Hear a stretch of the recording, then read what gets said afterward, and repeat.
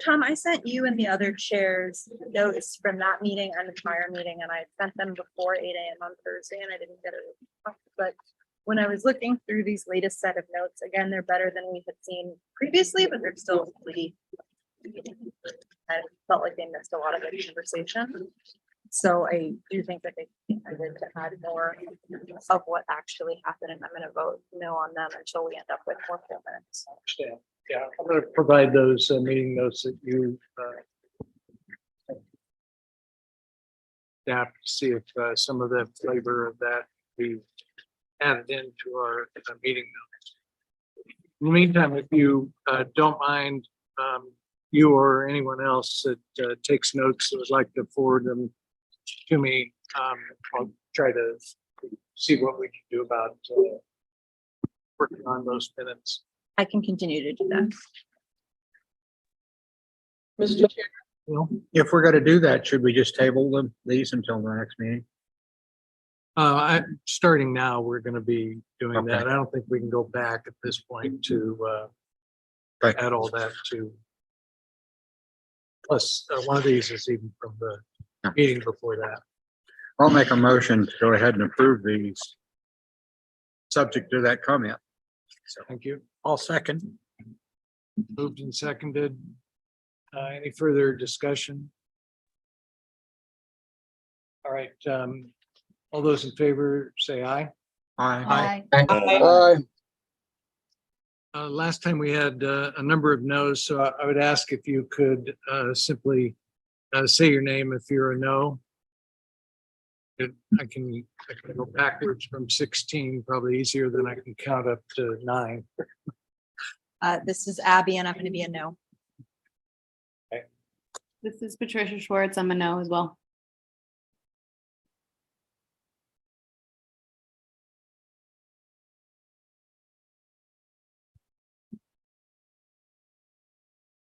All right. And any abstentions?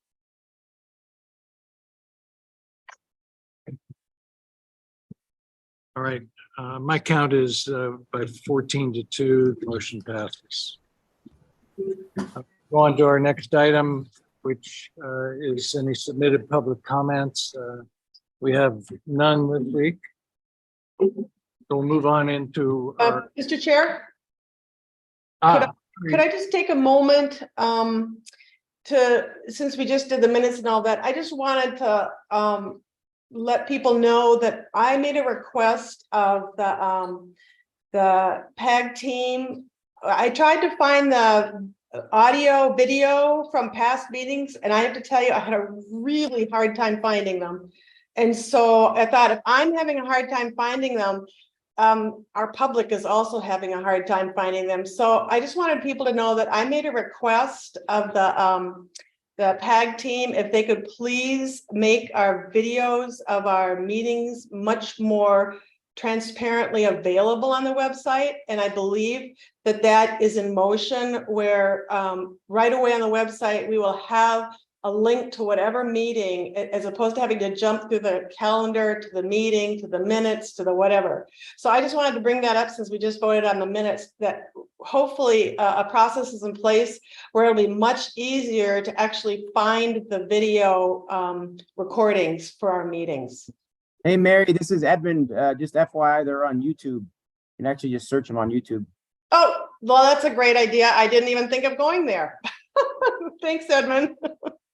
You're right. It is a challenge, Mary. And we did receive a response from staff that they were in the process of actually doing that. And that hopefully soon we'll actually have a simpler wayfinder for getting to those minutes.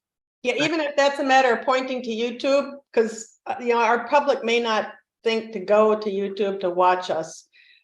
So yeah, I just thought it was a bit of transparency that we need to get started as we start pushing out towards the public, and hopefully in the next few months. Good, thanks. Okay, our main item, of course, is a continuation of discussions from our last couple meetings. We had made quite a move with the transit element, and I'm hoping we can continue that conversation today, and hopefully if we get through it, then dive into the other elements. We want to also remind everyone that we have an exercise that we've asked all members of the CAC to participate in to identify projects within the framework of our $2.34 billion budget. For right now, the tool allows us to add projects up to the 1.1 billion that was the original starting point for individual corridor projects. I'm working with staff at this point to enable us to do a little more deeper dive into those issues as well. And certainly if we continue to go down the path that we started in June, then 1.1 will have to be reduced to somewhere around 0.9, I think, maybe 0.5. And we'll go through that same process, as well as being able, as you can see, if you've gotten into the tool where you can toggle between all the projects, all 33 projects, and the ones that you have selected.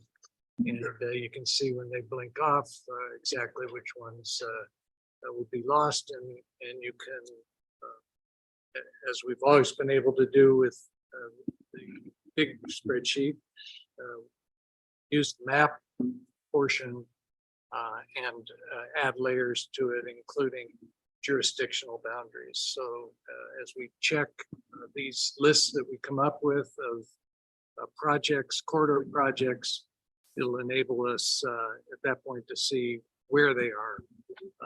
As I said, still working to add a few more bells and whistles to the exercise. But at least get through this first portion of the exercise in the next week. We'll see where that takes us, but it's going to be an ongoing process. All right. Question from Carolyn. Yes, Mr. Chair, thank you. We had also talked about, and I had reported to the TMC that it wasn't just the 32 or 33 projects that Bruce had brought up, what we call, I think, a reserve list, so that if there is optimistically more money, we'd have a list that went a few projects further down. So I'm wondering if that's part of what you're looking at, besides the actual ranking of the projects, because that was kind of the point of going through this. So is that included? It is indeed. Yeah. Good. The projects that by consensus or close to consensus, whatever word you want to use for the group ranking of these projects, the ones that are not making the list, we've talked about as a committee before as forming the beginning, at least, if not all, of a reserve list. And it would be, we could let the board know that these projects are ones that we believe are, should be done. And if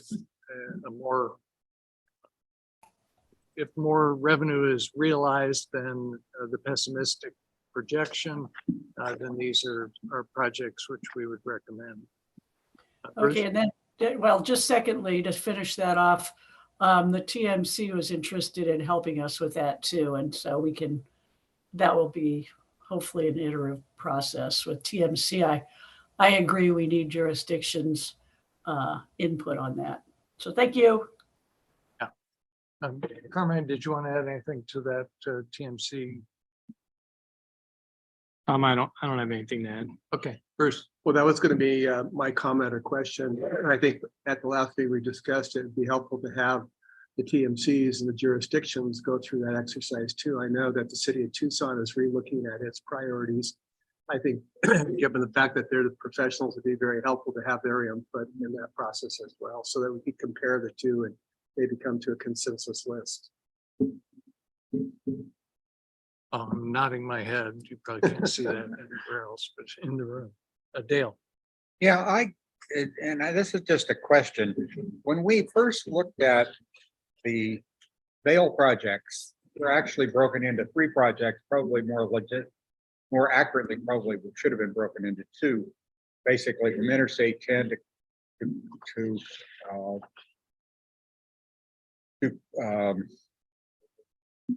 down to the T intersection anyway. I'm trying to remember the name of it. That way. Yeah, Marianne Cleveland.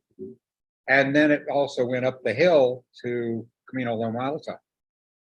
And in deference to Bruce, sorry about this, but I have a problem. It has become $160 million single project. And I really have a problem in my mind with what I've been doing. Going with the entire, putting that as a priority that's literally better than 10% of the whole project. And is there a way for us to segment that project in a way that might bring that down to an amount? Because I'm really not comfortable putting $157 million into that one project. And is there a way that TMC, et cetera, or somebody could break that project into 2, that we could get a reasonable project that could be Yeah, well, maybe, started? why don't we get a little history about that? Because as you said, originally it did show up that way. Yeah. I'm trying to remember myself when they were all put together. And then there's also a footnote that I saw about this project that had a almost identical total number and was somehow referring to combining of the projects. Anyone want to remind us how that happened? Oh, no, look at me. So my recollection on the evolution of this, so the city and county have both submitted projects within their respective jurisdictions that are out there along the corridor. And so at the workshop that was hosted a year ago, that decision was made that those need to blend together and essentially have the piece that goes from the interstate up to Mac Way and then the Mac Way to Camino Loma Alta. And then I think subsequent discussions between either TMC, CAC, or the ad hoc, that was identified as the priority over the Marianne Cleveland widening over to Houghton, but that was viewed as that needs to be the complete project. So it's going to essentially go from I-10, or I should say the list of improvements need to go from I-10 all the way up to Camino Loma Alta to address all the deficiencies along that stretch of roadway. So you had railroad tracks, schools, interstate connection, and then the additional capacity needs up to Loma Alta for connectivity. Right away and historic buildings. So Tom, if you're referring to the subnote on the estimate sheet, in working with the county, we had identified that out of respect for the concerns where it goes through the Old Vale community, by the church, the culturally sensitive areas and their retail community, an alternate alignment that would go to the west that could peel off of that, maybe less impact, but still provide the capacity to get the through traffic in that area and still give you the connectivity to Marianne Cleveland Way. So we ran that as a discussion and kind of a, what if we were to look at something else? And that something else has about the same price tag. So different trade-offs of impacts for ongoing consideration should that project survive the dialogue. We'd work closely with staff from Department of Transportation to say, you got a couple ways to skin the cat. Okay, thanks. Just two comments. One, just to clarify, Mac Way is not included on our list at all at this point. So Right. This is simply those 2 or 3 segments, I guess, of Philosophy Road and Loma Alta. Correct. City portion, the county portion, and then the Loma Alta extension. And then the extension up there. Okay, and all right. Okay, but do you understand what I'm saying? is that as a practical matter, as a board member or as a committee member, I'm seriously considering taking the project completely off the list because of the size of it. And I'm, at the same time, I don't think that's necessarily fair to the people out there, okay? And so what I'm saying is that if there's a way to segment that we can do part of their problem, and I understand probably the most expensive piece is from the freeway to Marianne Claiborne Way. Mhm. You know, but if we could segment that to two projects that we could look at, and maybe it makes the difference between getting my vote and not getting my vote, is if you just do it down to Marianne Cleveland Way and get that much of it done. You see where I'm going? Oh, yeah, and I think with And- any, and- yeah, And so that's why I'm saying is if we could break it into two pieces, it may get favorable on the piece from Marianne Cleveland Way to Interstate 10, or if you leave it all as one piece, you may not get it at all. and I think that's going to be the trade-off discussion amongst the different committee members is if you pull it back to just go to Marianne Cleveland Way, then you have a section that would Yeah. be remain as is, not be addressed. But right at the moment, we have no way to say that we favor one over the other. Right at the moment, it's all or nothing. It's all one single project. That's All one correct. Single project Yeah. right now. And at the moment, I'm having a real hard time fighting Okay. that. Even though I think it's a project that has some real validity. Maybe we can make a request to at least understand what the impacts might be of breaking those, both cost and performance. Yeah, I was gonna say, just qualitatively, I mean, we certainly would need to take a further look into that and see, but you've got the bulk of it's gonna be associated with the railroad crossings. That's an extremely critical part of it, and that's also the most impact to it. That's not the only deficiency that's out there on that, so we can try to quantify or qualify that, I guess, as best as Yeah, I possible. guess ballpark, are we talking 1/3, 2/3, or are we talking 80/20? You know? Yeah, I would have to, that would take some additional work. Okay. Bruce. Yeah, so the last time we discussed this, we actually discussed looking at this in 3 segments. And the previous dollar amount with that was $57 million, which I understood to be from Interstate 10 up to the railroads, but not including the railroad crossing. Then the railroad crossing down to Marianne Cleveland Way, and then to Camino Loma Alta. So I'm not sure why we got to the 160 million from that point. I understand treating it as an entire project and understanding in the end that we would have to have that done eventually, all 3 segments. The second thing is I do think it's important, brought it up, is that this is not necessarily a decision about alignment. There are options to carrying it on the current roadway or providing it in a current ever pathway to respect the historical things there. So I think that's important to say, because I know there's a lot of concern in the Vail community about that issue.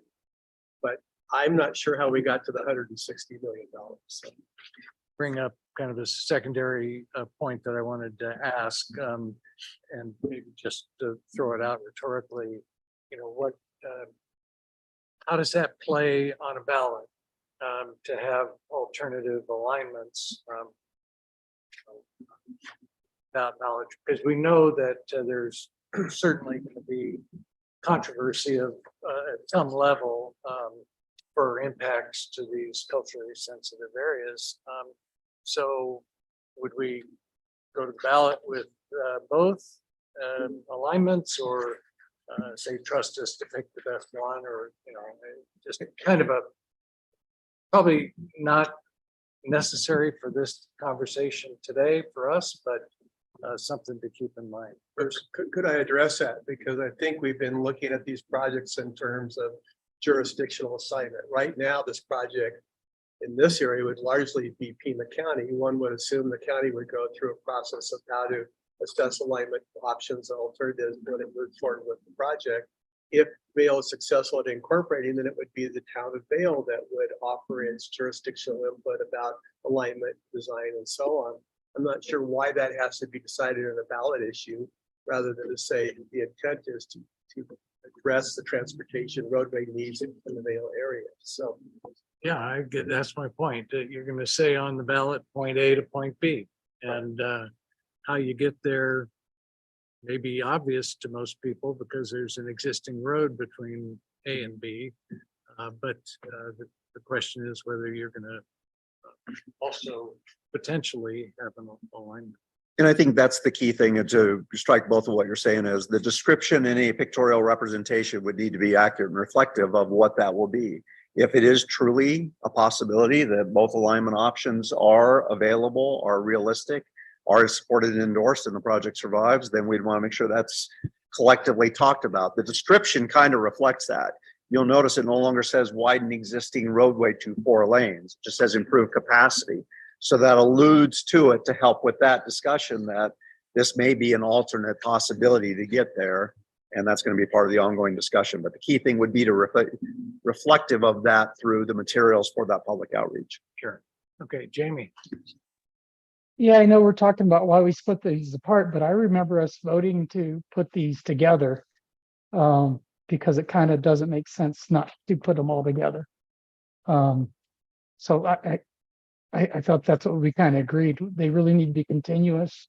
Because one section was a city project and 2 sections were in the county. So I thought we agreed to, put them all together because it doesn't make sense to make it 4 lane and then go over railroad tracks, right? Drive over railroad tracks. So are we talking about splitting and not again? I don't know reason for that. So You want me to? Yeah, go ahead. Dave. Okay, What's your- 2 things. Back to the original discussion, there was 3 segments as I understood. There was from Interstate 10 to Marianne Cleveland Way. There was 2 projects, one a City of Tucson project and one was a Pima County project. I think it makes perfectly good sense that that is a workable segment and that it be done as one. It's Pima County, City of Tucson, because there's that little bit of strip in there where the City of Tucson actually crosses the roadway. But then I think probably from a cost standpoint, and if that's my concern here, is that if you go from Marianne Cleveland Way to Camino Loma Alta, you have another bridge involved. You do have some drainage issues in that whole area, in there where the golf course is and going up the hill. And so, what I'm saying is if it's necessary to get support in this committee, and I'm saying it is to me, and it may not be anybody else, okay? That we find a way to trim the cost of the project because it's taking too much of the overall budget. Too much of the pie. Yeah, too much of the pie. All right. As the band says. let's So go- that's my point, and that's what I'm concerned about. All right, we want to get over to, what we're trying to talk about today. Yeah. As soon as we can. But perhaps, Carmine, could you maybe, or maybe this is for Rick to get us a memo about this, kind of reflecting what the jurisdictions think about it and whether this is, something that you want to defend an entire project or what are the ramifications for splitting it? I don't think we're going to solve it, certainly in this forum. And Tom, at while this we're point. doing that, can we also address Bruce's question about how did we get to $160 million? Because my recollection does not take me to that number back when it was 3 projects. And so I'm really kind of, the question is how much money we're spending, not whether they need done or not. And I'd really like to find out how we got to that kind of number. That question I can answer. So yes, we can try to follow up on your request. So we'll try to give a little bit more quantification of what that would be, the ramifications for that possibility. I don't have the numbers right here in front of me as to what was originally compared, but crossing over the railroad tracks is a titanic challenge. You don't go up and over and then up and over because they're separated by a shorter distance. You have to go all the way up and over and cross both of them in an elevated fashion. And clearance up there is upwards of 24 feet. Add roughly another 5 or 6 feet for bridge thickness, and you're about 30 feet up in the air. So that's a very substantial crossing. And then you're coming back down to match into Marianne Cleveland. So that's a lot of the work right there associated with that. You do have significant drainage. The shortest answer is, through our efforts, we got to take the time to dive into the details, to model it, to configure it, to show it, and then use updated estimates. These were dollars available as of today, whereas some of these projects were put together 2 to 3 years ago. And we've all seen the escalation, the inflation on that. We got to do a 3-dimensional modeling exercise, so the jurisdictions didn't always have that capability at their disposal when they were submitting the projects. We just got to go to a higher level of detail this time around than what was originally submitted. So you see that reflection of that more accuracy, higher level of information available, thus the cost would have gone up to combine with that. So that would have raised, because I'm looking at the June 23 draft framework. It had Colossal Cave Road, I-10 to Marianne Cleveland Way, Camino Lama Alta at 57 million, and now it's 157. Same project, didn't change, just a much better understanding of just how we're going to get into that, what it's going to take. A lot of the complications we're factoring in now, and what we're seeing, running into, believing, that's just the time frame between what was originally put together and the amount of work and detail we can get into now.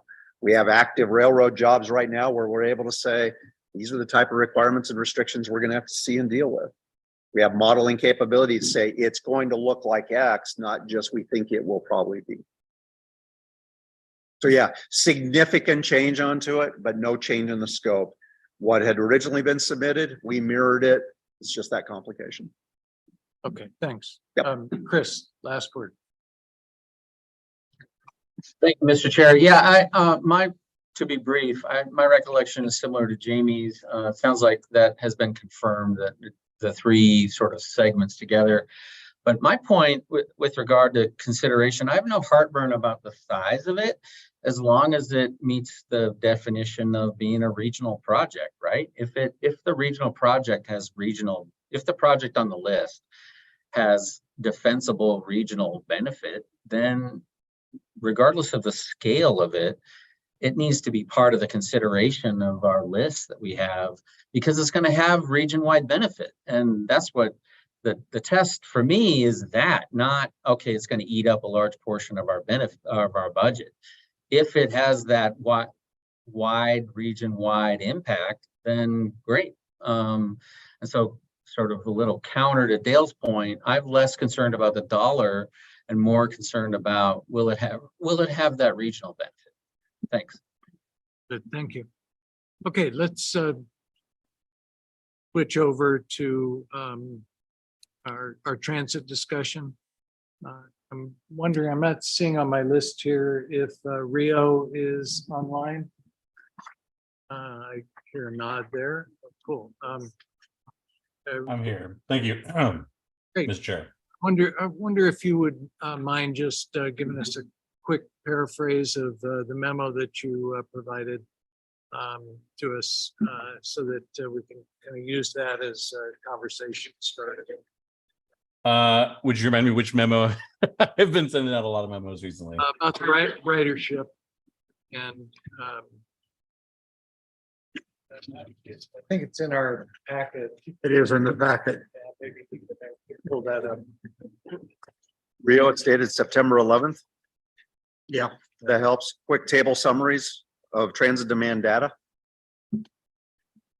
Certainly, you'll have to give me a moment. I apologize. It's not coming up in my search.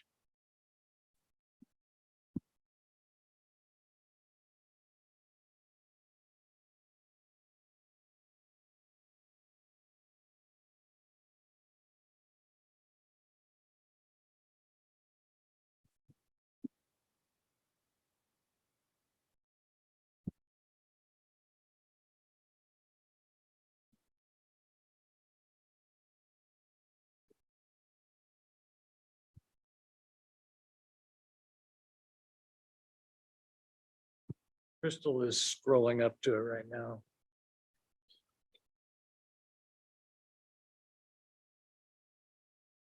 Oh, okay. Yes. So this data was recommended requested as an overall region-wide person mile traveled by mode.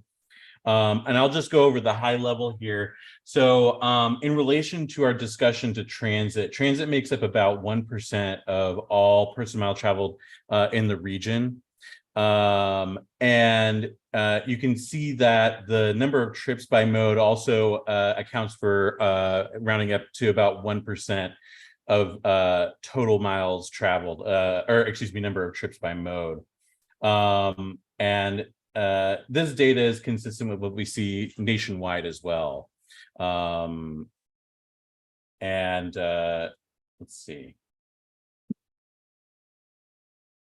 Page 8 of the PDF. In our packet. Yeah, it's there. About 5 pages down. It's right after the.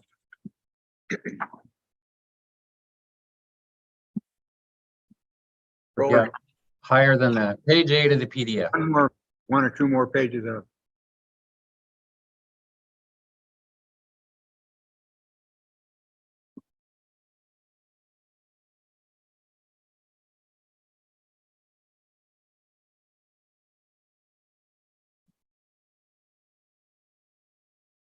Any further information I can provide to the committee, I'd be more than happy to do so.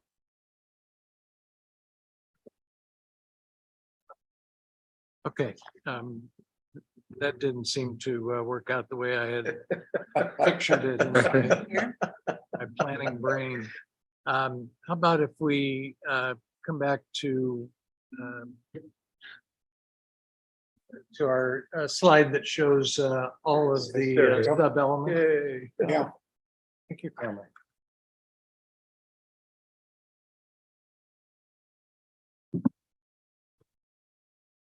So if you want to use that again, Rio, just to walk us through real quickly, what question basically this was responding to?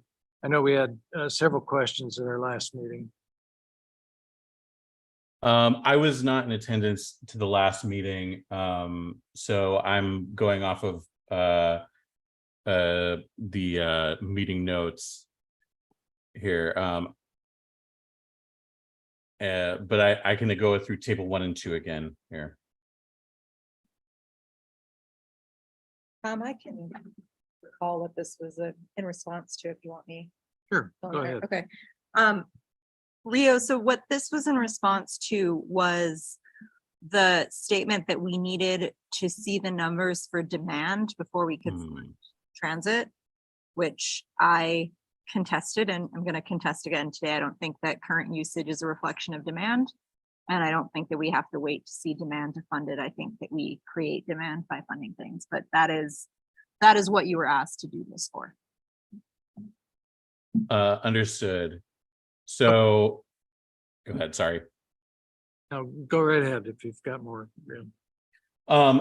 I largely agree with that statement that currently our modal split is heavily centered on automobiles walking in transit.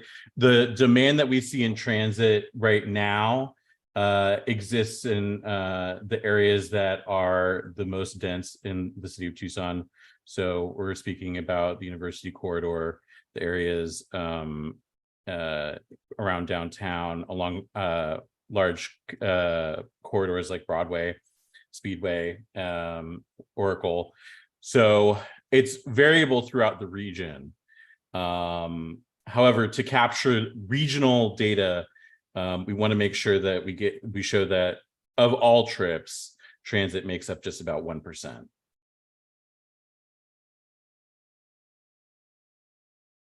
Thanks. Why don't we move over to our slide that shows the sub elements as proposed by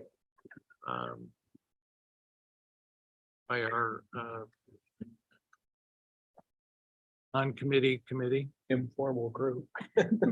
Actually, yeah, and the refinement of it that we discussed in some detail last time. Sure, I can go ahead and just toggle over to that slide for you, Tom. Cool. Let's see. There it is. So it shows the subcommittee percentage allocation, the funding allocation breakdown by amount, and then that orange column there is the alternate proposal from the subgroup of the non-official subgroup. The totals being the $691 million proposal that the CAC approved in back in June. And this is how it's proposed that you would get to that using our language, if you will, for the sub elements and the portions of that make up the transit. One of the things we wanted to talk about today as well was the HCT, the high capacity transit as well. So There, it does look like we have a few representatives of Suntran on the line as well, so if there's any questions there. okay. If you remember last time we were talking about and debating to some extent what whether things like the neighborhood circulator should be up higher, closer to what was originally proposed and move forward without action from the subcommittee, from the transit subcommittee. Differences are visible right there. Many of them are pretty close, and we did talk about the neighborhood circulators and the service area expansion as essentially being two halves of a whole, and where circulators may or may not reach 76 million. They get to 48 and additional neighborhood circulators are found to be needed at some point later in the 20-year period, then it's perfectly reasonable to expect that they could be funded out of that service area expansion concept. Anybody disagreeing with that memory? I see Farhad's hand up. Yeah, Mr. Chair, if I may. So this kind of answers the previous question as well. It was mainly talking about opportunities to increase ridership. And as Rio mentioned, the areas that would potentially provide those circulator services are areas that we currently do not have any transit services.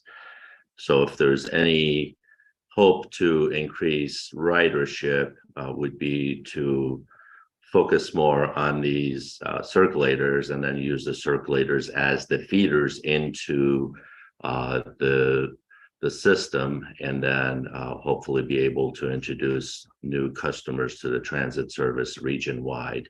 And that's why initially when we had this conversation, the $76.5 million was brought up to help essentially expand services and feed ridership into the system. So, and that's the question that was raised earlier. What are those numbers are telling us? Those numbers are telling us that the demand obviously is not there currently, but here's one way to hopefully enhance services to increase ridership. Right. Thanks, Carolyn.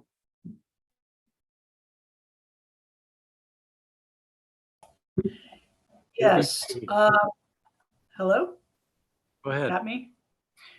I can't remember what I was going to say, but I will say that you know what we based our informal subgroup did base, like I said the last time, our budget allocations by first reviewing the RTA one budget allocations, and then we're really reading through the long range regional transit plan and the SunTrans COA results. And that was, from what Farhad says, it sounds like, it didn't sound like that was what was coming out of the COA when they took it to the public. What the public was saying was that the three things at the top of the list is what is going to be bringing new ridership, which is more frequency and more weekend and more weekday evening service. So that's where we focused, especially the frequency, because that seemed to come up a lot.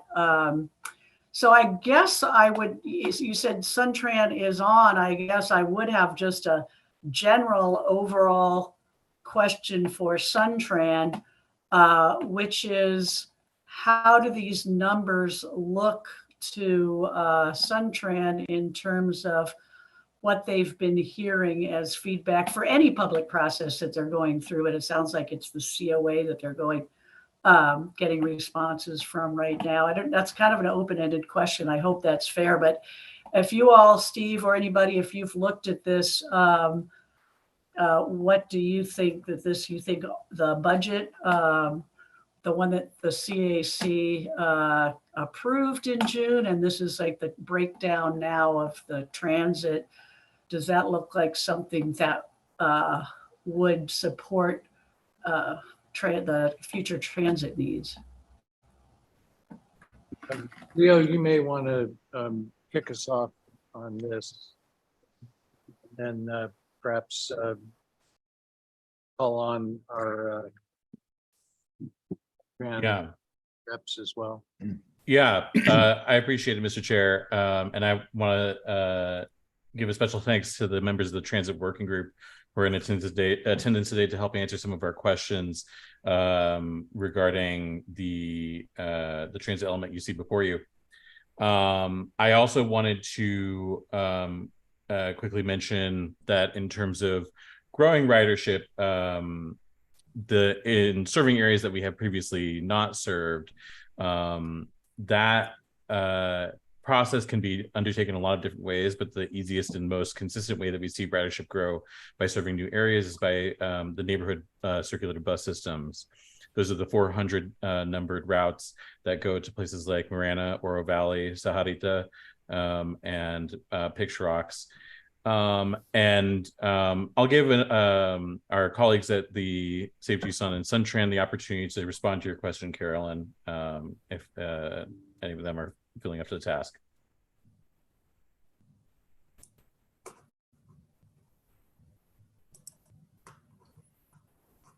Go ahead, Steve. Thanks.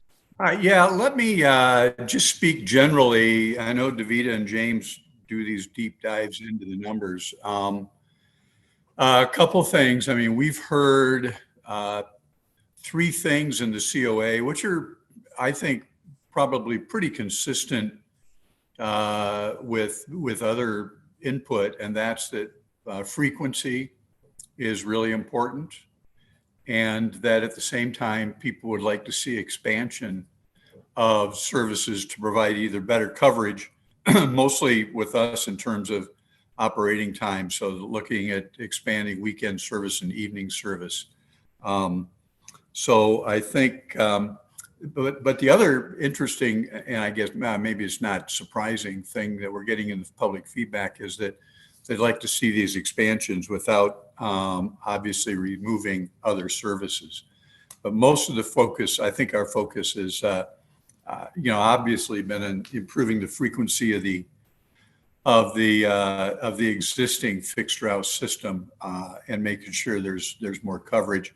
In terms of feeders and neighborhood circulators, that continues to be a strategy that you can use in lower ridership or less populated areas, because you can tailor that more to the needs of the user, whether it's operating 2 days a week, having special shopping trips, or operating in a little smaller zone. So I think there continues to be an interest in that.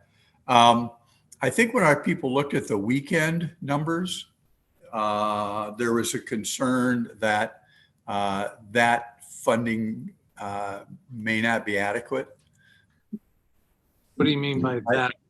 Well, I mean, I think the need, I think the interest in expanding the weekend service, maybe the estimates are that it might grow beyond that. And Davita's around, and I think she may be able to comment a little more on the specifics on that. Thanks, Steve.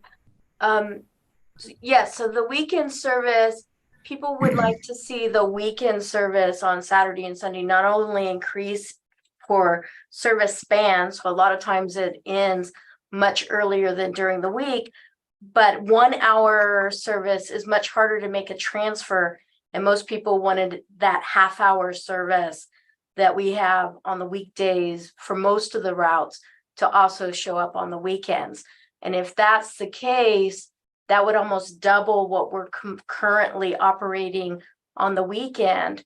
So the concern with even the amount of increase here is not enough to get half the routes to the 30-minute service, let alone most of the routes. The other big thing that we heard is a lot of people do want to see improvements to the service, but they don't want to lose what they currently have in our cost neutral plan. They don't want to lose what they currently have to have these improvements. They want the improvements, but not at the cost of the existing service. So that was a very big conversation for us at every meeting. Abby? Thank you guys. Stephen, Davita, can I ask you, how much money are we talking about to expand service to what people seem to want? I have not recalculated that at this time, Abby. I would need a couple of days. I didn't see this until yesterday, so I didn't have enough time to do a very deep dive because I was out of the office.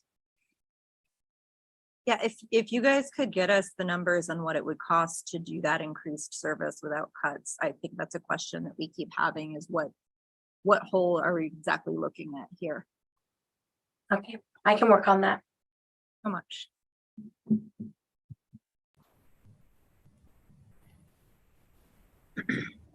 Other questions? Go ahead. Well, it's not really a question. I just want to kind of back up what Abby just asked for. So. Go ahead, and Mel, you're on deck.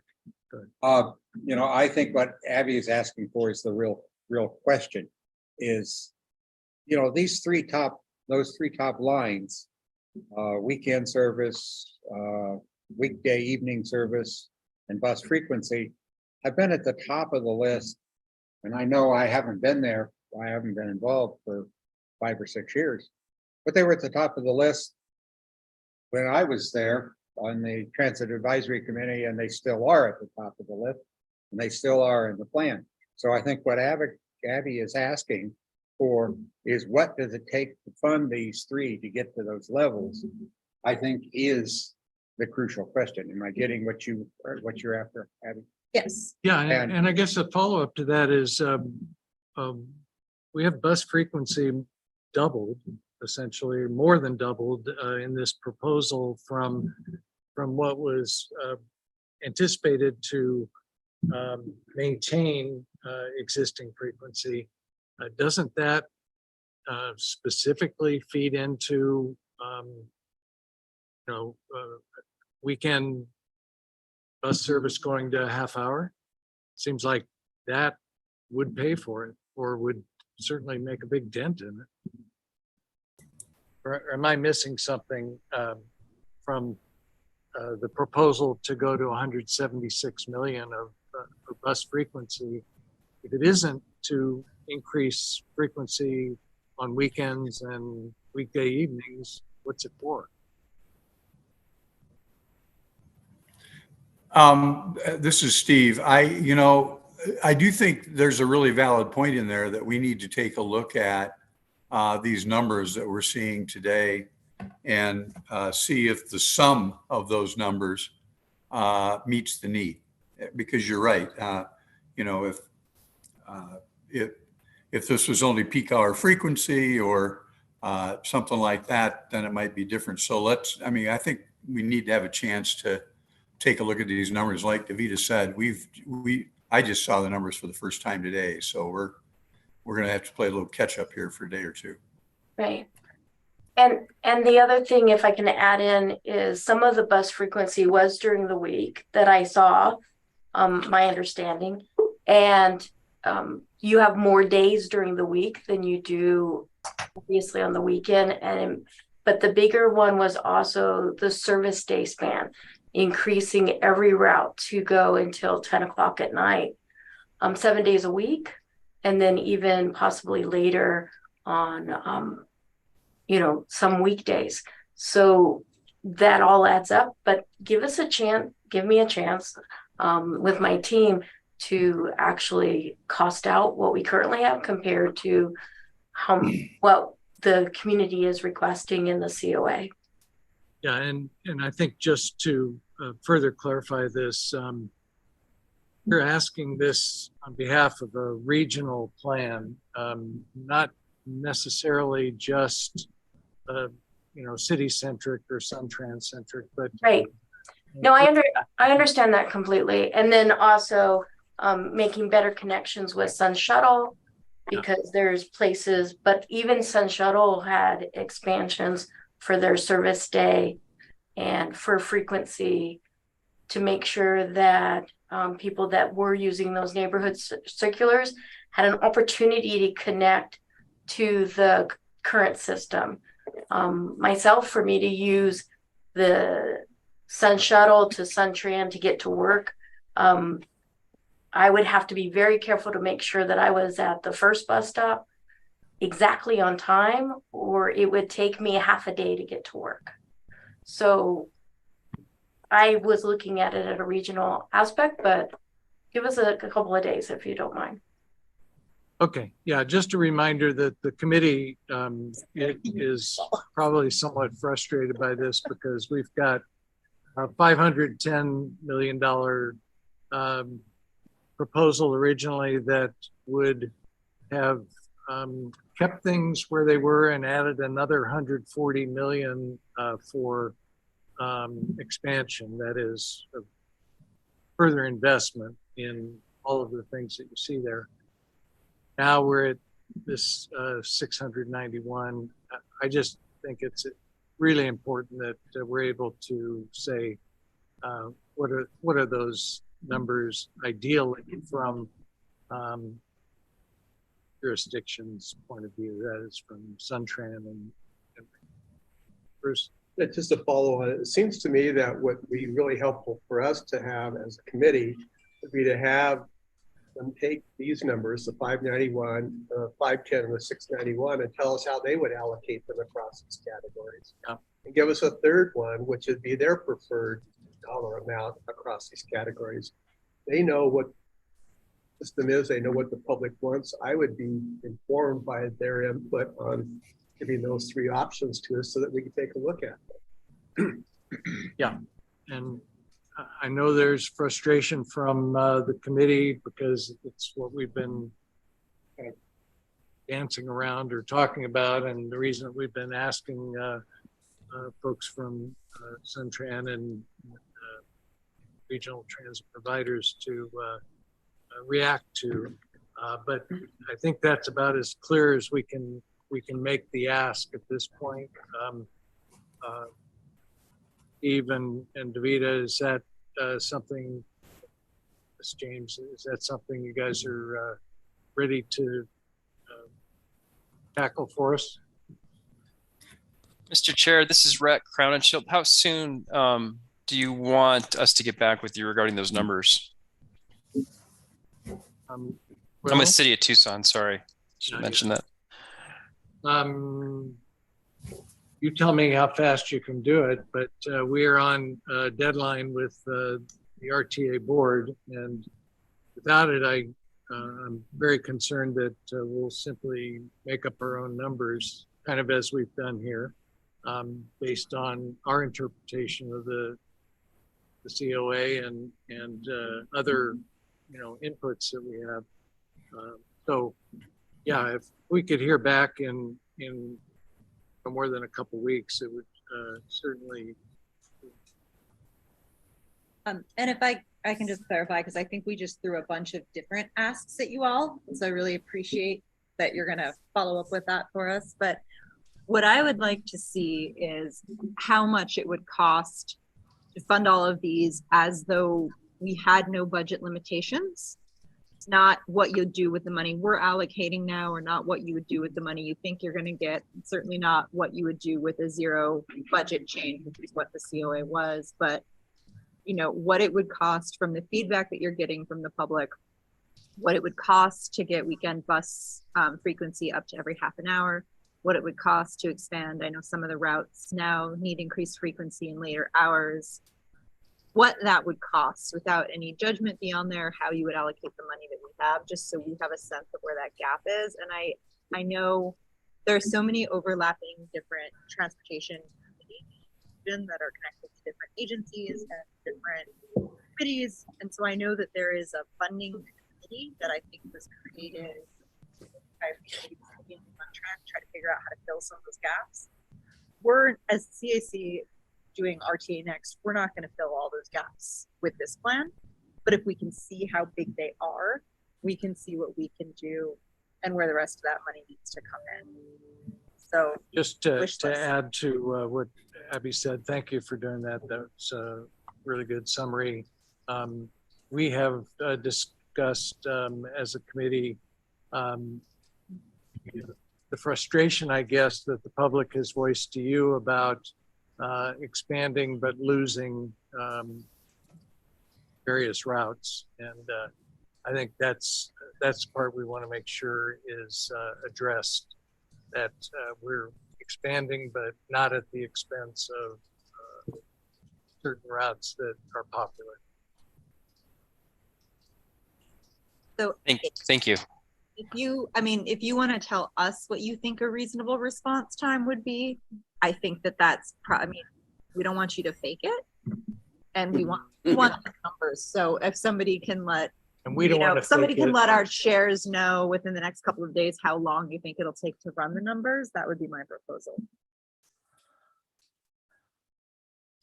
So this is Steve again. I'm just in full transparency. I'm trying to go back and find where this information was distributed that we may have had a chance to look at it. Maybe I missed it. But part of my challenge is, we're happy to respond, but this is the first time I've seen it. Now, I don't know, maybe it was available to others a lot sooner. If that's the case, I apologize, but we'll get on this as quickly as we can. But it might be helpful in the future as these meeting notices for this come out. If we can be included, then we'll have a chance in advance to take a look at these things. These are the first time. This is the first time we've seen these alternate numbers. So yeah, if we have a little bit more prep time, it would help us. Just to echo what Steve said. And my last question is, when is your next meeting? So that helps me. First Monday in October. Steve, I'm sorry, I just wanted to clarify that Sure. the proposal went out with the agenda a week ago. Okay. So it was on the website, and that's when the first time we all see it. So apologies for, I don't know how it didn't get to you, because it was about a month ago when we asked, two meetings ago, so a month ago when we asked that Suntran and that the city of Tucson would have the opportunity to give a presentation like this. So good. I'm glad you're seeing it now. This wasn't in the and I don't think you probably got that request directly, but this is a chart that staff put together that's not in the agenda materials. This is the presentation of all the numbers. But we do have that budget spreadsheet. So, and sorry, Mel, I just cut into you. Thanks. Okay, well, thanks for the clarification. I appreciate it. This is John from the town of Oral Valley. I have one other request. Go ahead, John. So the 401 is a hour headway, Monday through Friday. It doesn't even have weekend service. And so I'd be remiss if I didn't state that if you could also include what the numbers would be to change that to 30-minute headway, at least Monday through Friday. And we also were hoping for some weekend service on the 401. So if you could include that, I'd appreciate it.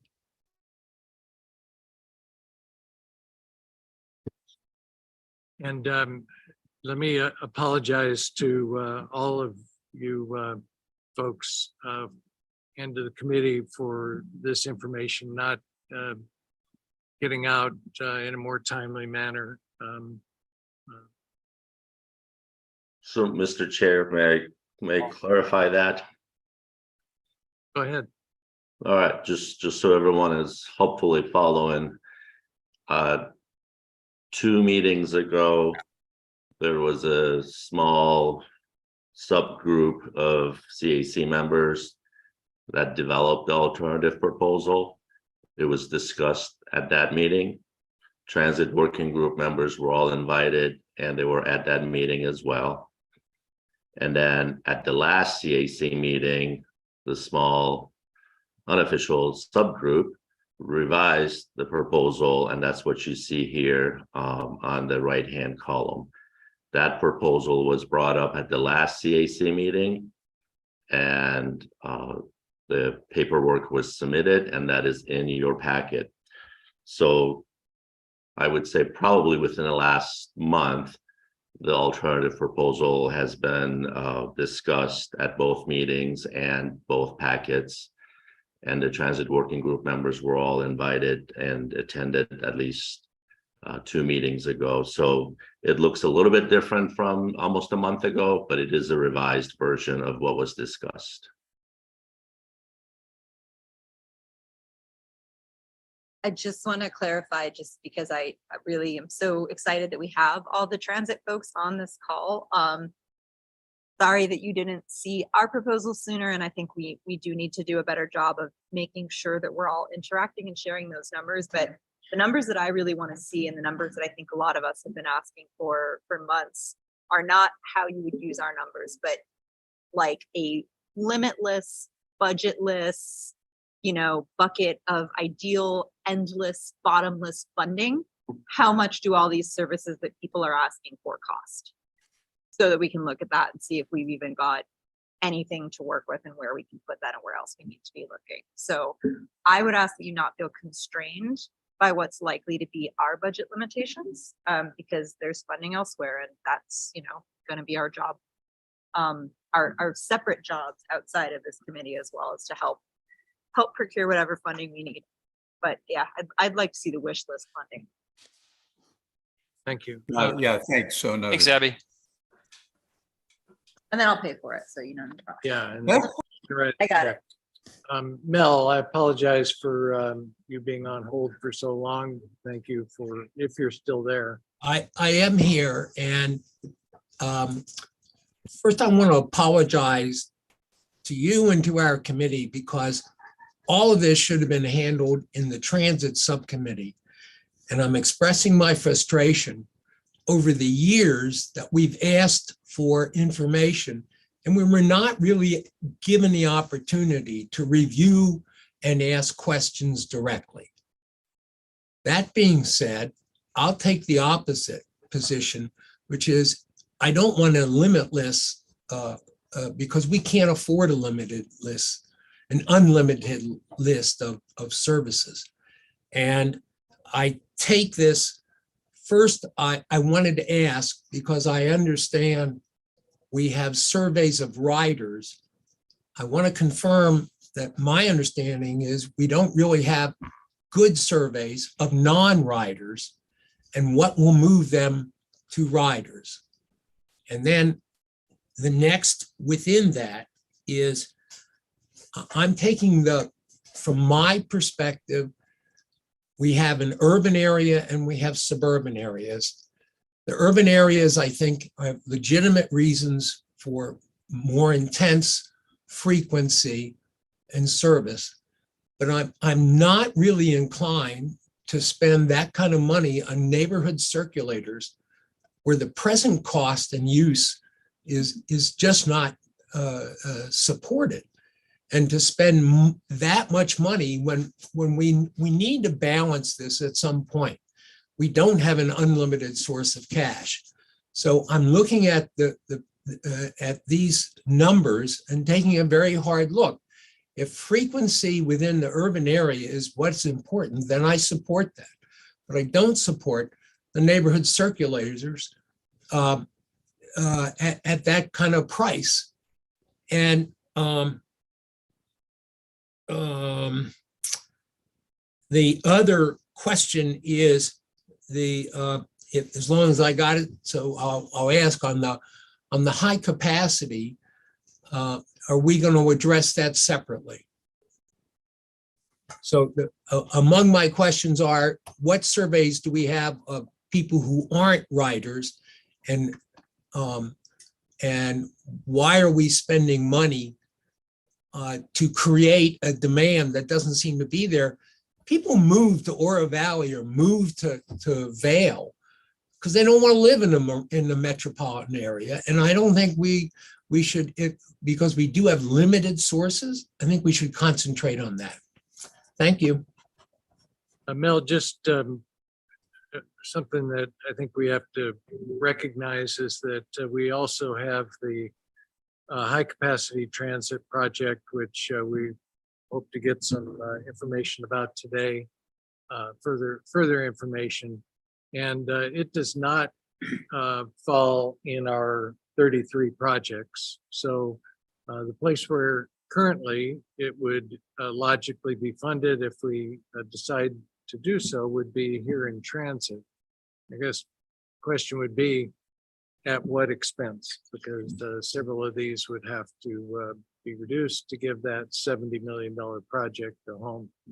And that's another one of my issues. If I don't want, if that to me has an important rationale for the development of the community and within the core of the community and jobs, et cetera. So therefore, I'm taking the position that some things just aren't going to be there, because unless we get this endless check, we're not going to afford it. And I'd rather focus on the things that will have support. Yeah, I think if I understood Abby's request, it was so that you could see what the relative needs are and which ones we're equipped to make some sort of a dent in. I would imagine that if you went with everything that everybody wants, that you'd be talking at least double what's there. And the question is that made up of 50% weekday evening requests, or 15 as was kind of the starting point for that? And further, what surveys do we have that really suggest this is going to be useful and it's worth the investment? I'm sorry, I've got several folks from our transit working group who have their hands up, and I think I'll start, just go down the line. John, your hand is up. I know you made a statement. Did you want to follow up on that? Yeah, and I totally agree with what was just stated as far as comments even about who moved to Oro Valley and for what reason. But in Oro Valley, we have had a huge expansion of apartments and condo multi-family units built up and down where the 401 runs in the last 5 years that have just opened up. And at an hour headway, who's going to write it? You say, well, the numbers don't support it. Well, who's going to write it at our headway? We all know the answer to that. So that's my only comment as far as that goes. Davida? I'm actually going to let Steve, because he's going to talk about the non-rider survey that I was going to talk about. And the one thing that is missing here besides the high capacity transit is Sunlink is getting to an age that it's going to need some refurbishment. And is that included in the transit element? That's my question. Well, Davida, thanks for ceding your time, but I hadn't planned on talking about the 9-rider survey, but that's okay. I was actually going to go back to Mel's comment and say, I think you're right. We all know that there are funding capacity issues. And I think our approach might be to say, okay, what do we think based on need we ought to be doing within the system? Which kind of gets back to Abby's comments. But then we know that even though we develop something without some kind of cost containment, at some point we need to say, okay, if it is going to be cost constrained, then how would we prioritize service? Because we all know that this is all about trade-offs. And so we make decisions on trade-offs, at least as we look at transit service, first based on social need and the demographics of the people we're serving, and then also based on what we anticipate in terms of performance, so that we're making good use of our public dollars. And I think that's the approach that we would take. And there was a comment about the 401. I do think that while demand is lower in the region, there's also a critical need to address that. Because there are markets out there, the question is, what kind of trade-offs do you do to address that, whether it's express service for the workers or maybe local circulators for the elderly population that might be out there that don't want to drive. So those are the things that we have to look at. In terms of non-rider surveys, we conduct every 3 years, we do a community-wide non-rider survey. We use a firm named ETC out of Kansas City to perform the survey, and we'll pick a random number of households that are located in various zip codes or area codes or zip codes within the community to make sure we get representative coverage. And we ask things like, if you haven't ridden the bus, have you ridden the bus? And you say yes, then we're going to move on to look for people that haven't ridden. And then we're going to ask them questions about what's your perception of transit service? Do you understand that there's transit service in the area? How do you feel about it? And if you were to choose to ride, what kind of things would be important to you?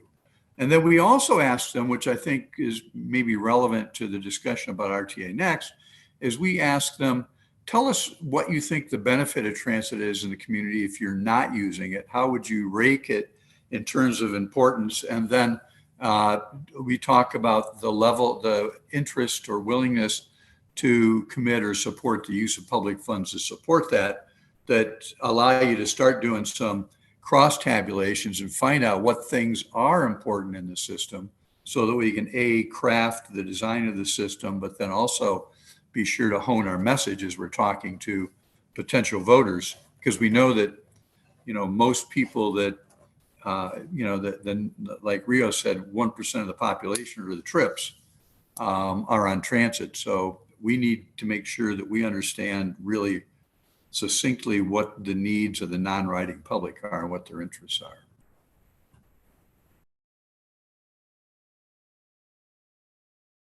The Carolyn's hand, and then I've got every hand in the room. Thank you. I just wanted to clarify something because it's not showing up on this particular list. But if you, and I'm sorry that you all haven't seen all the information, but the budget that was in the packet that has the highlighted, it's yellow highlighted on the transit element, that is not on this list.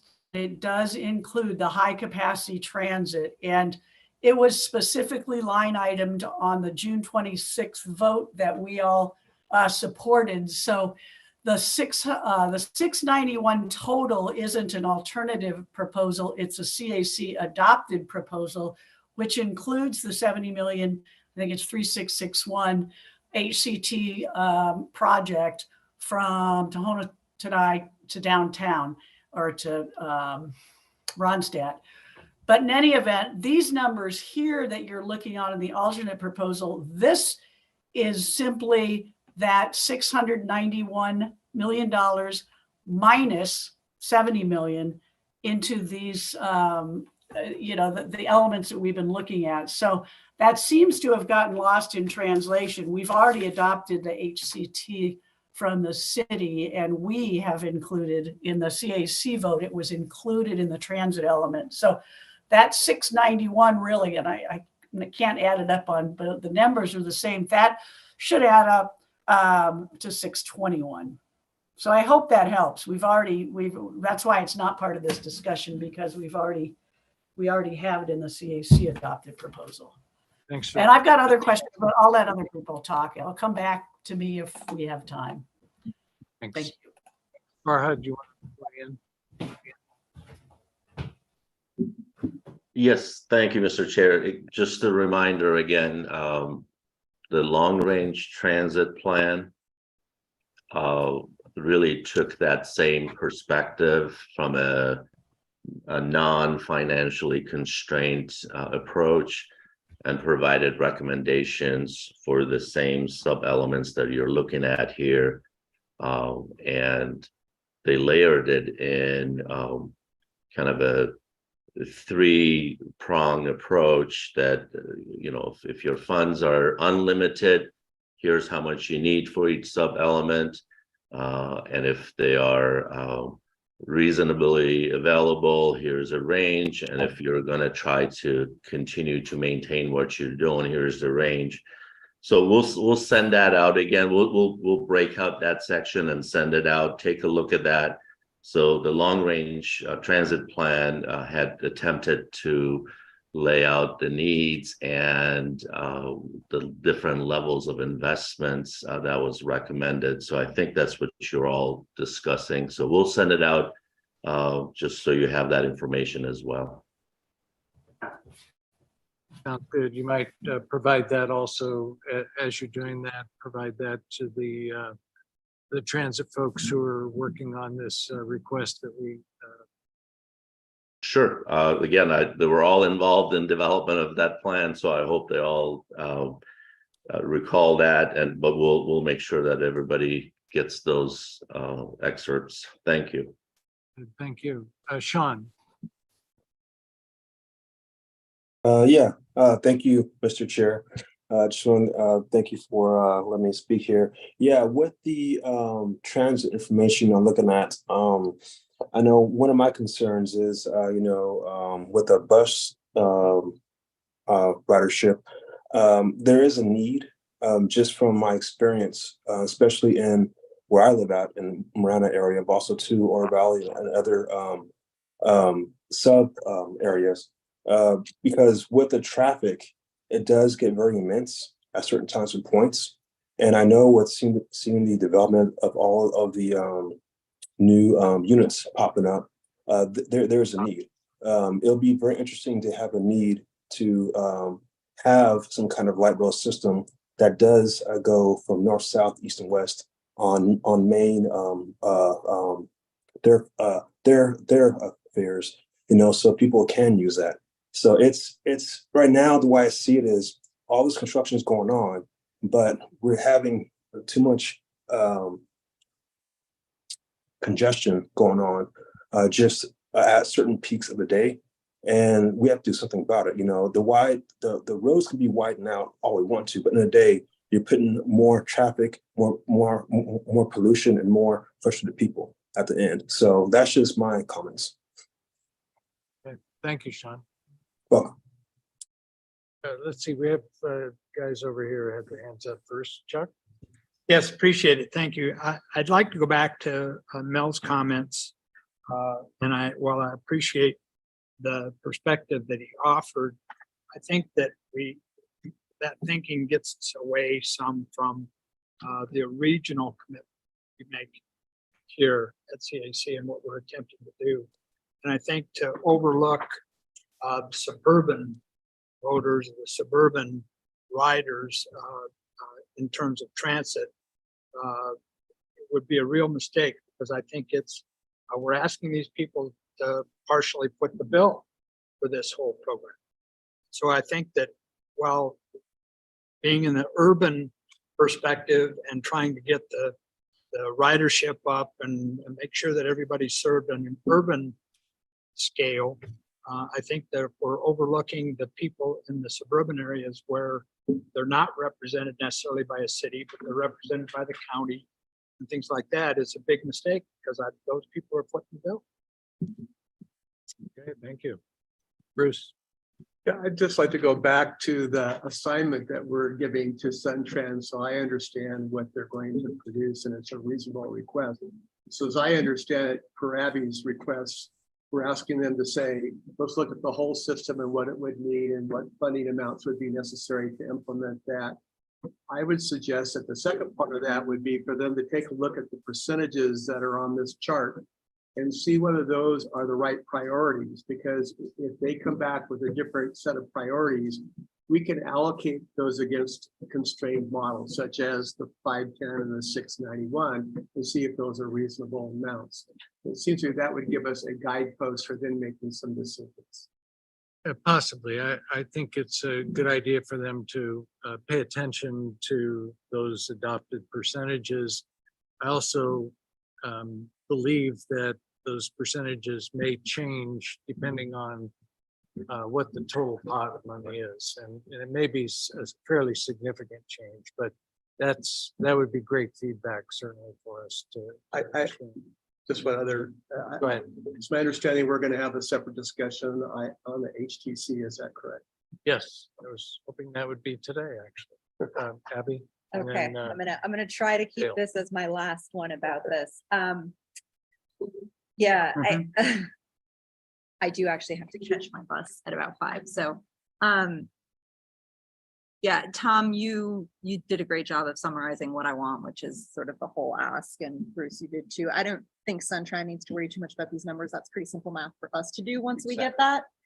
But I would just like to see those numbers from them. I want to bring us back to the bigger picture here, and I want to say what I've been saying from the beginning of my time on this committee, which I know is not making everybody very happy, but we're dealing with a climate catastrophe.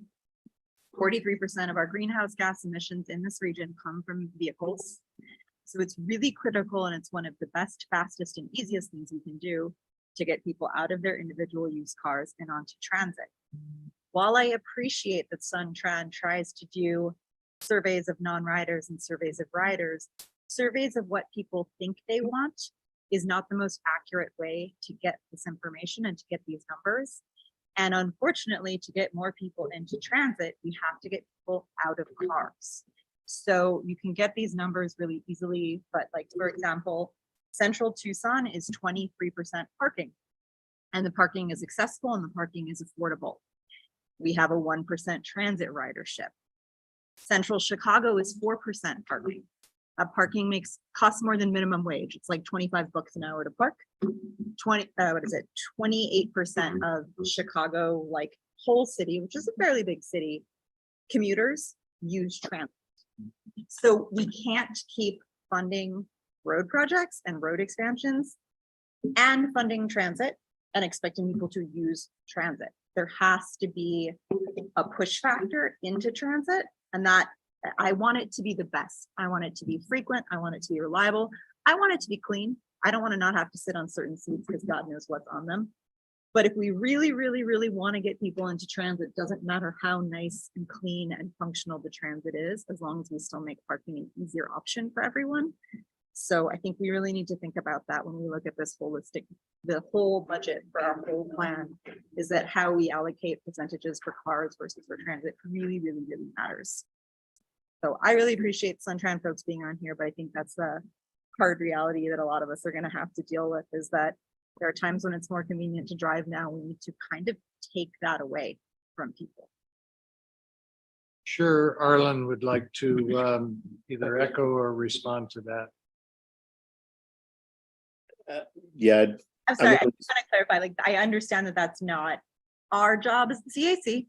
I understand that that's something the jurisdictions are gonna have to deal with, but I do think that that's, something we have to think about when we're thinking about this. And I think one of the things we can do that seems less hard, less hostile, is we can help promote a really great transit system. So this doesn't feel harsh and punitive when people make that switch, so that it is accessible to people in the suburbs and in the central urban areas. Go ahead, Arlen. Thank you. I'm just going to start by saying I agree with almost something that everybody says. And even though they're all real different, I'm going to say, because the transit people are in the room, including one of my former students, Davida, I want to stress what I've said all along.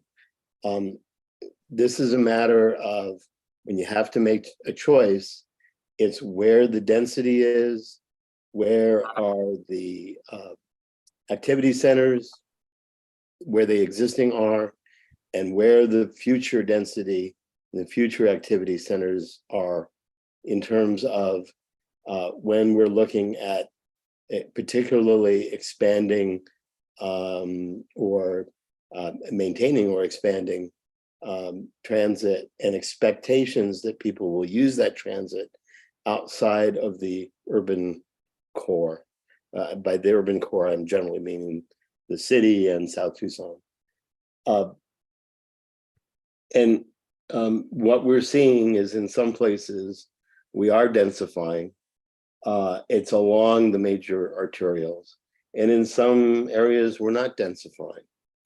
And it makes no sense to me, with all due respect to what Abby's saying.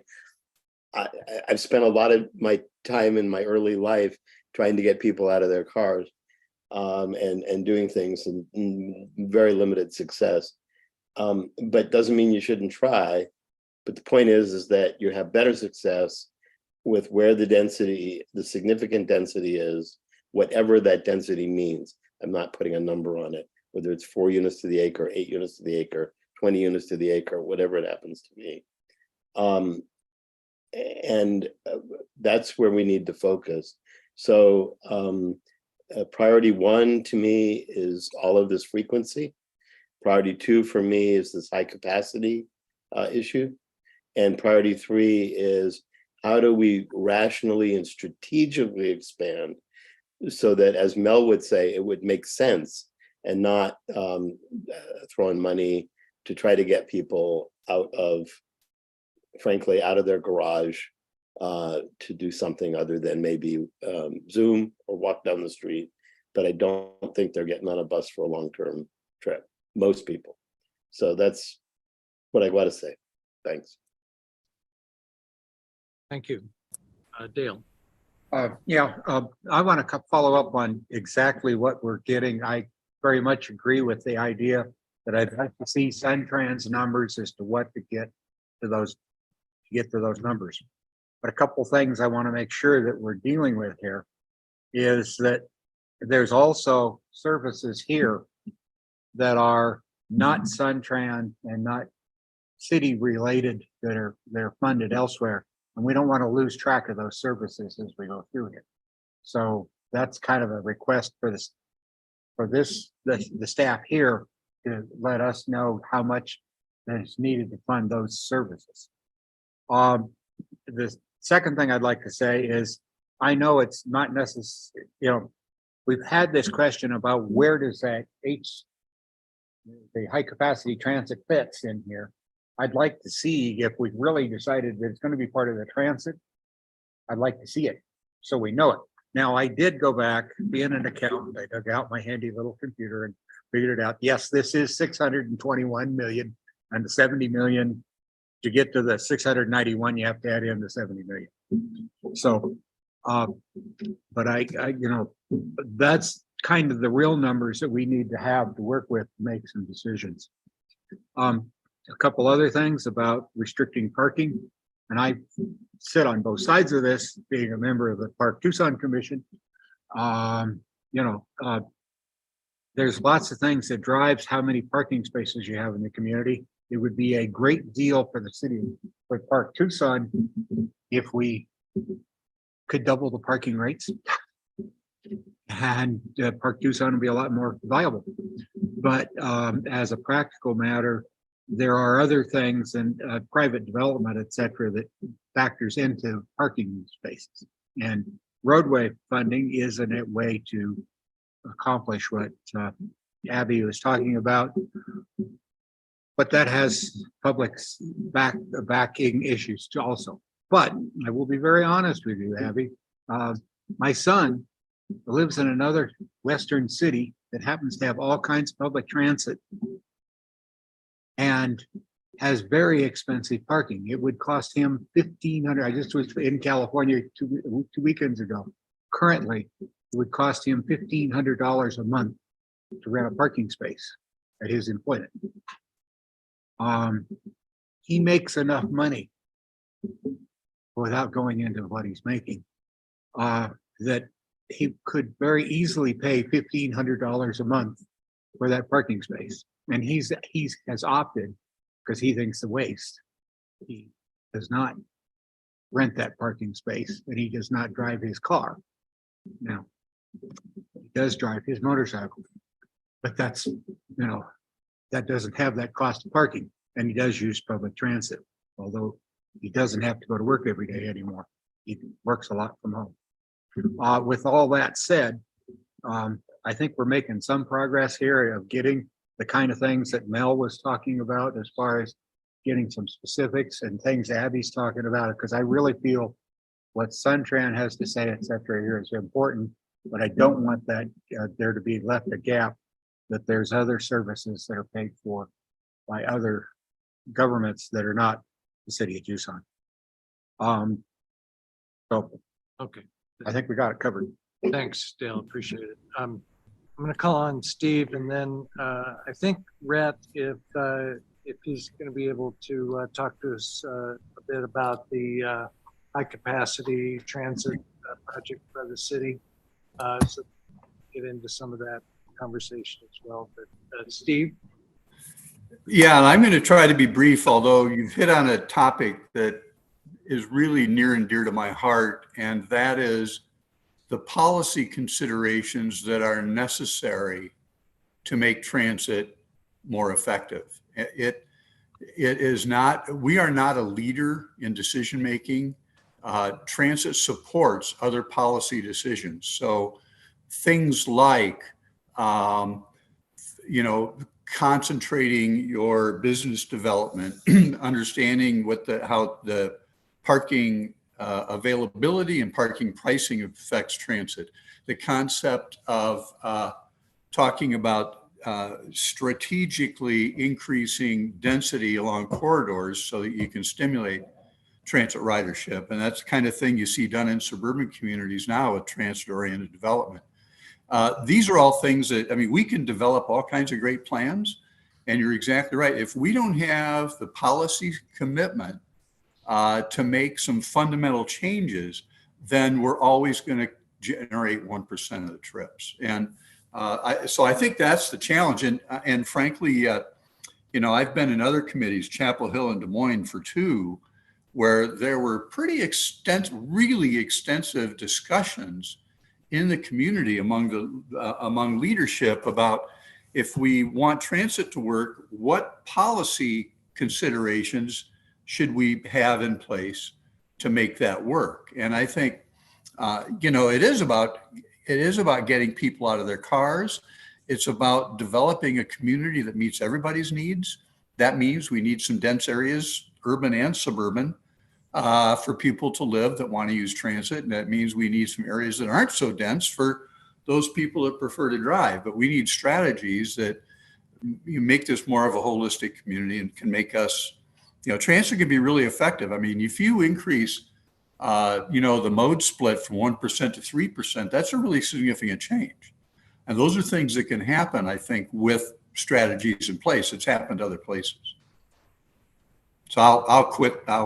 I get all excited about this, so I'll quit pontificating. Good. Anytime. Thanks. Rhett, do you want to kind of walk us through a little bit of the high capacity transit project itself. We've discussed it at length. We did get a good memo, I think, from your boss, but this would be a good time to kind of generate that conversation and help us get to a conclusion. Yes, Mr. Chair, thank you. I know you're familiar with, you and the committee are familiar with the route we're going to be looking at. We don't have the exact route, but we know roughly it's going to go from Tucson Mall to downtown. We were officially approved to go into project development by the FTA. And so we were excited to hear that. I've also got my project manager, who is Ian Sansom, on the call. And we can get into more detail if, depending on what kind of specific questions you have, but we have not selected the exact route. Is it going to go down Oracle? Is it going to go down Stone? We're still taking a number of factors into consideration. I've heard the committee members loud and clear that they want to make sure we get a good bang for our buck. And we are taking all kinds of things into consideration as it relates to the route that we select. We want to make sure that we can accommodate housing and affordable housing specifically. We also want to make sure that we have some reinvestment in the community, and we get private reinvestment in the community as well. So we'd like to see the Tucson Mall have a renaissance, however that may be, and we need to make sure that this project accommodates that. Could you give us a kind of a quick rundown, you or Ian, about the contribution that $70 million would represent within an entire project development estimate? Certainly, I'll let Ian address that. Yeah, thank you, Rhett and Mr. Chair and members of the committee. Was the question about the specific funding for the project, or did you want kind of a broad overview of the project itself? Well, kind of both. But with regard to the funding, I know it's got to be more than 70 million to do this kind of a fixed route type of high capacity project. Could you kind of give us a 30,000 foot level view of where you're going to get the rest of the money, or how much does the rest represent?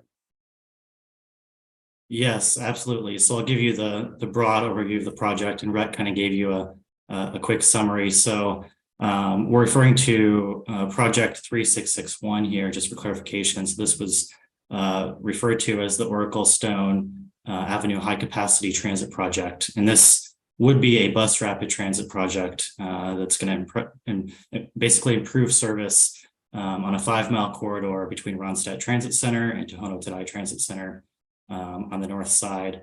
So this is going to bring fast, reliable, frequent transit service to a number of major regional destinations, including downtown Tucson, Pima Community College, the Thrive in the O5 district, which is kind of a burgeoning area, and we're partnering with HUD on a $50 million grant there, Tucson Mall, and the Loop Trail Network as well.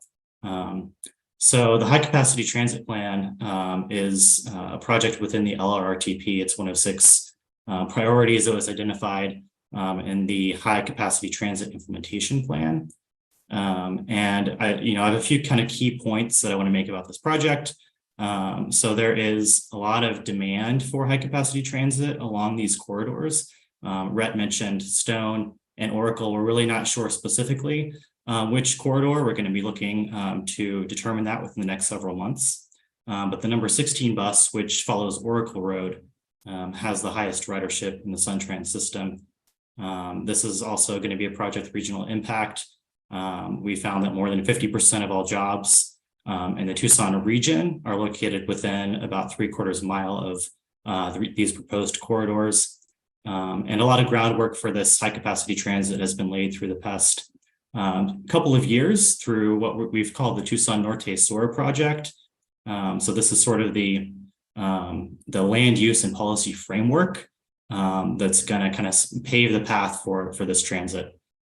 So we've done a pretty extensive outreach process over the past year or so with a number of neighborhoods and stakeholder organizations within that 3 miles, three-quarter miles of the corridors, including Downtown Tucson Partnership, Pima Community College, U of A, the VA Hospital, other regional partners such as Pima County and the City of South Tucson.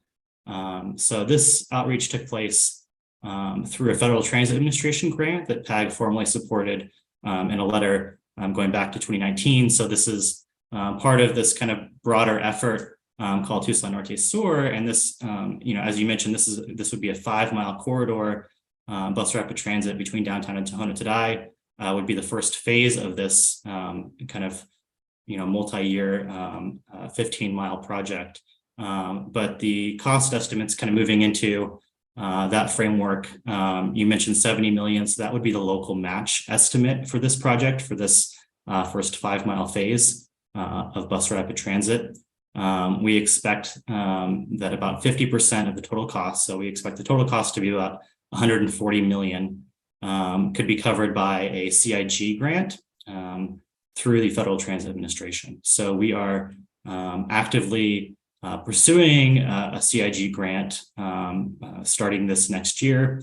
We're actually what's called project development, where we're going to be looking at determining that priority corridor through public outreach, and then we're going to be moving into looking at specific environmental work, and then ultimately looking to get funding. So I apologize, I don't know exactly how much additional information or details this committee knows about the project, but I'm happy to answer any questions. First question for me is, what is CIG? Yeah, Capital Improvement Grant. So that's a grant program used by FTA, and they have a program called Small Starts that funds projects up to, I believe, about 300 million for major transit investments that cities are working on. Thanks. Mel? Question?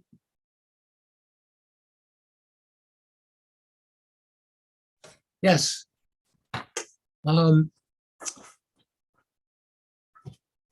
Given that if the focus is the renaissance of the mall, malls are not doing well.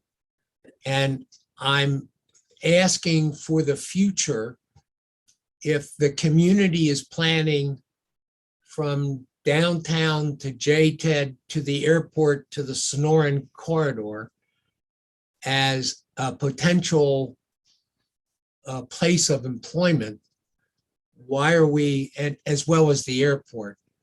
I just don't understand that is not being considered.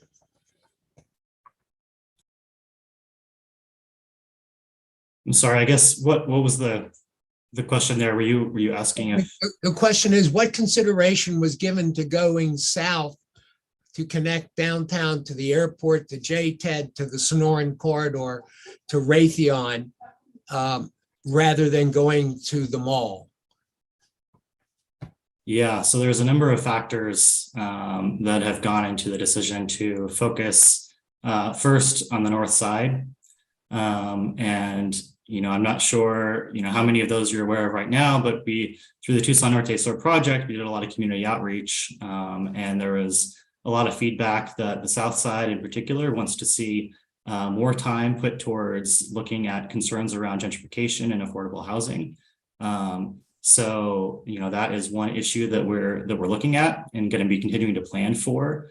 There are other kind of bigger picture planning issues as well. So the Tucson Airport is looking, from what we understand, at kind of reorganizing where their entrance is going to go, and kind of how the airport is reconfigured. So that will ultimately impact, where any transit connection would go. It may end up being further east than it is now.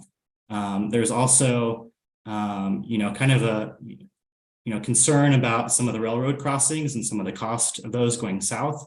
Going from downtown to the airport, additionally, is about 9 miles. And so this is, a higher cost project than the 5-mile corridor that we determined was more feasible going from downtown to Tohono Ta'ai as the first phase. And just to follow up on what Ian mentioned, Mel, that we looked at the costs to go to the airport right now, they're over $1 billion. So from a funding perspective, that's obviously a high cost endeavor.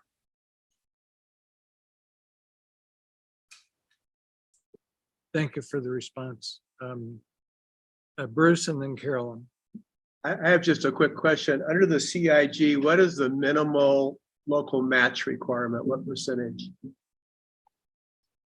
So the CIG can provide, I believe, up to 50% match. So we would be expected to cover 50% of the project cost, the capital cost. It's reflected in the $70 million that we have put into this proposal. Is that correct? That's correct. Carolyn.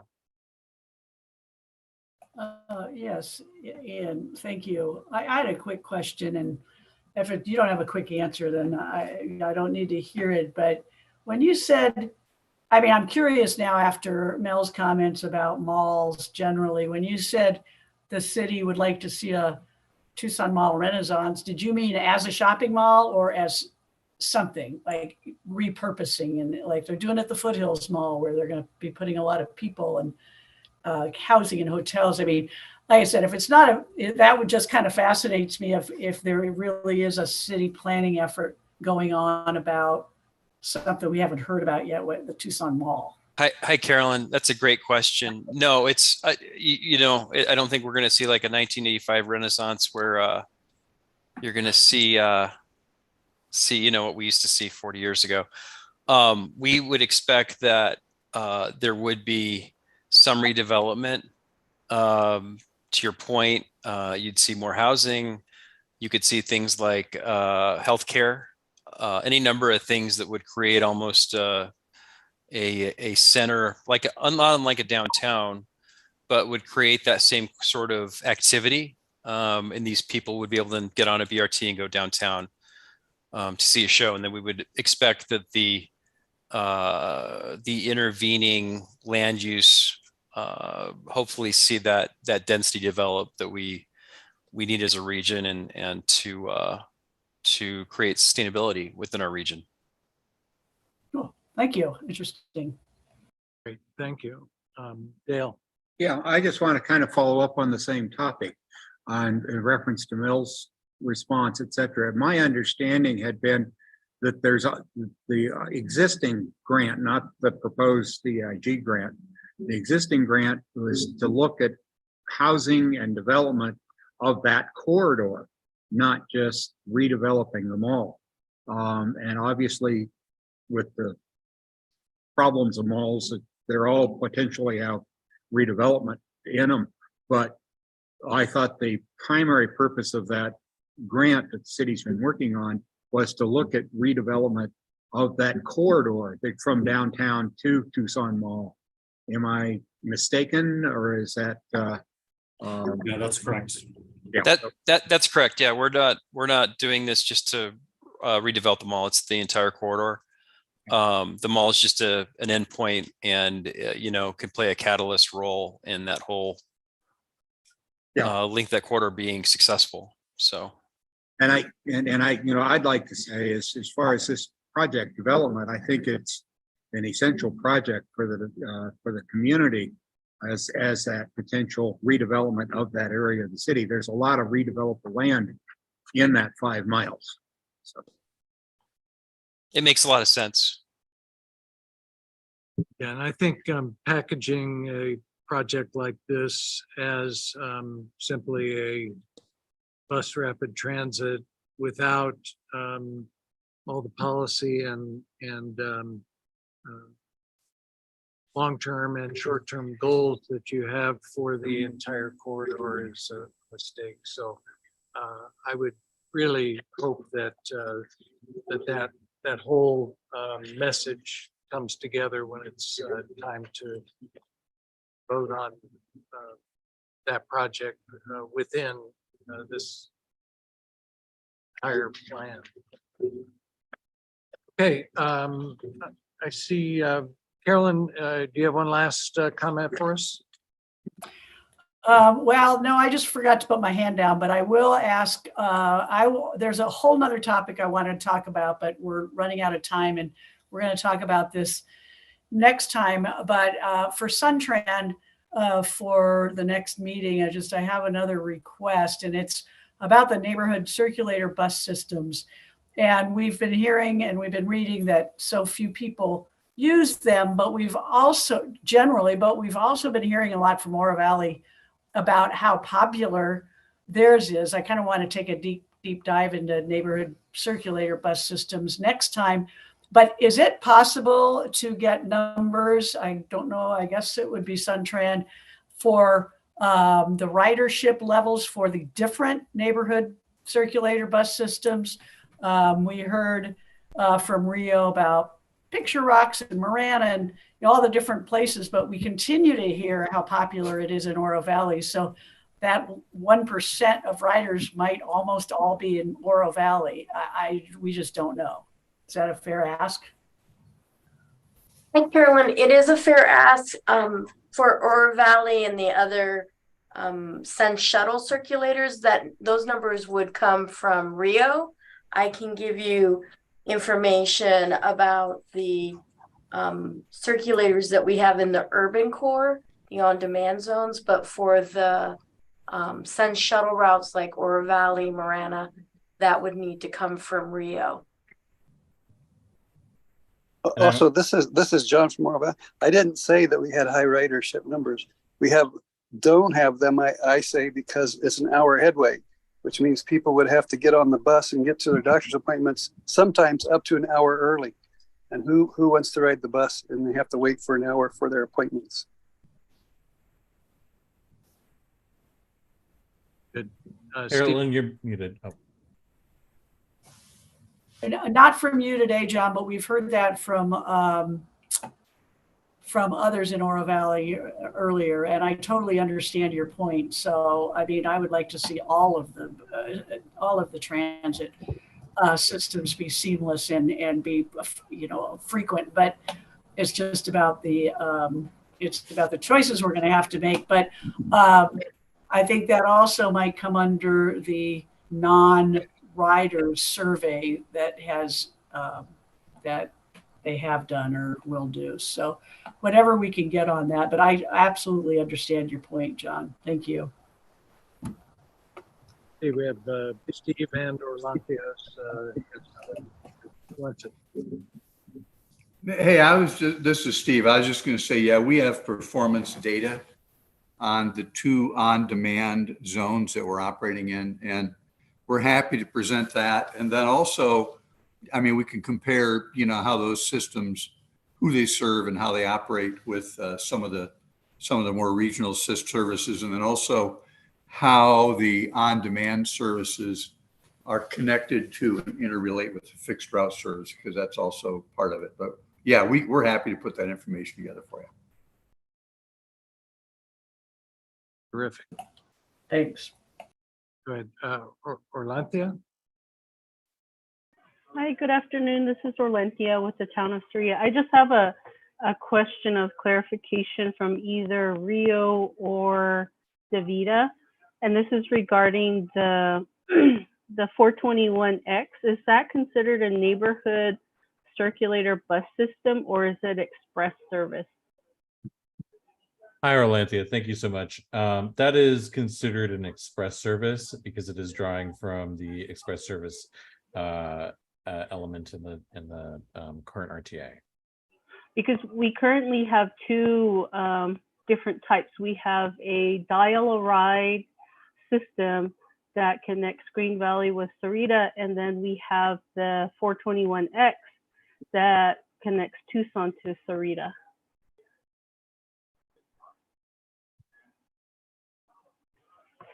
Yes, and if I understand correctly, Rio can correct me, you basically are pulling from two pockets because your dial-a-ride service is open to the public. It's not limited to seniors and disabled individuals. And it had started as a circulator, but it's still in that pot. And then the 421X is part of the express to get people moving more quickly from Sahuarita into the Tucson area. Okay, so the 420 is a neighborhood circulator. The 421 is the express service. The general public dial-a-ride is currently pulling from the neighborhood circulator bucket. And the 421X Okay. is pulling from the express bucket. Yeah. Okay, well, and I would urge Mr. Cohen, I understand his concerns about focusing on certain areas, but the town of Sahuarita, along with its residents and Green Valley, do rely on that neighborhood circular bus system. And our ridership, it can improve, but it's a real benefit to people that live in the area. And that's all I have to say right now. Good, thank you for that. Okay, we are trying to wrap up our meetings here at 5 o'clock, but I see Mel is chiming in with a 30-second comment, so this will be great. Yes, could we get a breakout of the cost for the different areas and ridership? Because if it's well used in Sahuarita and Green Valley, then I'm not opposed to it. I have two things. One, I do have a request on the larger road systems as we look at the various alternatives. I've really seen nothing that of the what I'll call the Bantam interchange proposed in areas going east-west for the east side of Tucson from downtown or the interstate. The example that the city did, whoever funded it at 22nd and Keno Campbell, works seamlessly. And I'm not seeing anything of our choices dealing with that. And I'd like that on the agenda to discuss. Okay, will do. Any other quick agenda items? Certainly next week our next meeting, we hope to get some feedback on the transit questions that came up today, as well as we will definitely be talking about our other elements at our next meeting. And so one more reminder, everybody, before the 27th, which I think was chosen because there's a board meeting on the 28th, and I'll be asked to say, where are we in our process? So I would like to be able to say we have 100% performance or participation in this ranking process, and so make me look good, guys. And can they send out the connection on it again, please? Sorry to speak up.